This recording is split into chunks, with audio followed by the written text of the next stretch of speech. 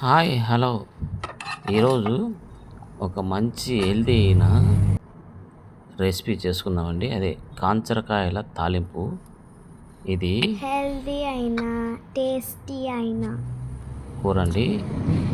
అన్నంలోకి కొంచెం కలుపుకొని తింటే అద్భుతంగా ఉంటుంది. అందుకోసం ముందుగా ఒక పావు కేజీ కాంచరకాయలను బాగా కడిగి ఉడికించుకొని కొంచెం అంత ఉప్పు వేసి బాగా ఉడికించుకొని దించి చల్లార్చి వడగట్టుకోవాలి. ఇప్పుడు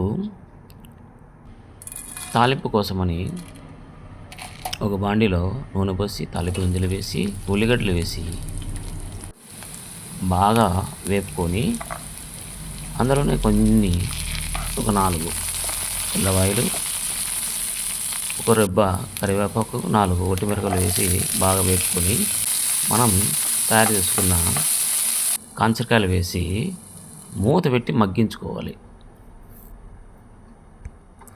ఎంత బాగా వేగితే అంత రుచిగా ఉంటాయి ఈ కాంచరకాయలు.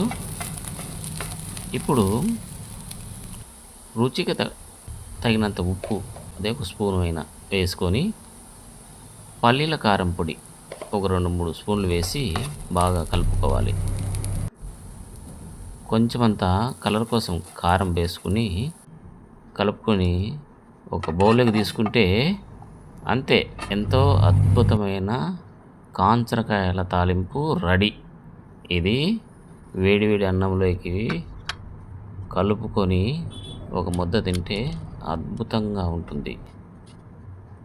ఈ రెసిపీ మీకు నచ్చినట్లయితే లైక్ చేయండి అండ్ షేర్, సబ్స్క్రైబ్. మన ఛానల్ మునుపటి రోజులు